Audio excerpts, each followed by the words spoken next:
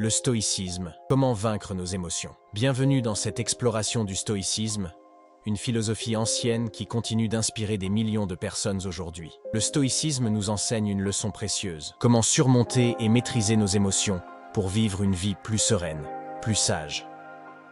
Mais que signifie vraiment vaincre nos émotions? Est-il possible de ne plus jamais ressentir de colère, de peur ou de tristesse?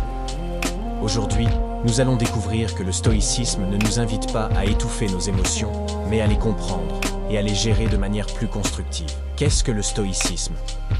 Le stoïcisme est une école philosophique qui a vu le jour au IIIe siècle avant notre ère, fondée par Zénon de Kition. Plus tard, des penseurs comme Sénèque, Épictète et l'empereur Marc Aurèle ont popularisé et développé ces idées. Le principe fondamental du stoïcisme est que nous ne pouvons pas contrôler les événements extérieurs, mais nous pouvons toujours contrôler notre réaction à ces événements. 2. Les émotions selon les stoïciens. Pour les stoïciens, les émotions perturbatrices comme la colère, la peur, l'anxiété ou la tristesse sont le résultat d'un jugement erroné. Ce ne sont pas les événements en eux-mêmes qui nous troublent, mais la manière dont nous les interprétons.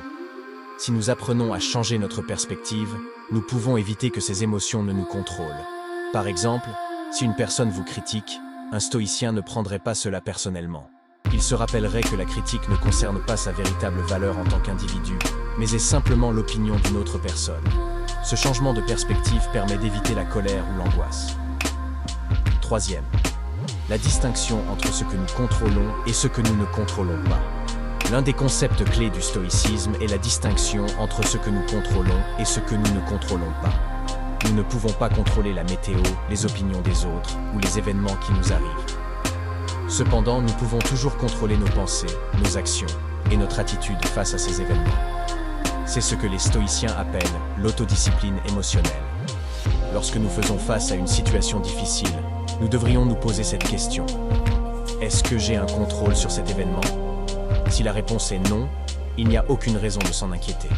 Si la réponse est oui, nous devons concentrer notre énergie sur ce que nous pouvons faire pour améliorer la situation. 4. La pratique du détachement. Le stoïcisme enseigne également la pratique du détachement. Il ne s'agit pas de se déconnecter de la vie ou des autres, mais d'accepter la nature transitoire de toute chose.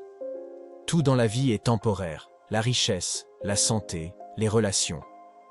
En se détachant émotionnellement de l'idée que ces choses doivent rester éternelles, on peut mieux gérer la peur de les perdre et les frustrations qui en découlent. C'est ce que Sénèque appelait « premeditatio malorum » ou « la préparation au pire ». Cela signifie réfléchir à l'avance aux événements négatifs potentiels pour les accueillir avec calme et résilience lorsqu'ils surviennent. 5. Conclusion. La sagesse stoïcienne au quotidien. Le stoïcisme ne nous demande pas de devenir des êtres sans émotions, mais d'apprendre à maîtriser ces émotions pour ne plus en être esclaves.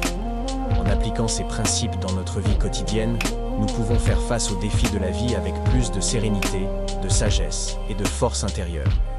Souvenez-vous, ce qui compte, ce n'est pas ce qui nous arrive, mais la manière dont nous y réagissons. En développant cette sagesse stoïcienne, nous pouvons apprendre à vaincre nos émotions, non pas en les réprimant, mais en les transformant.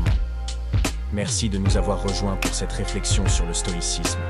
Prenez soin de votre esprit et rappelez-vous que la paix intérieure est entre vos mains.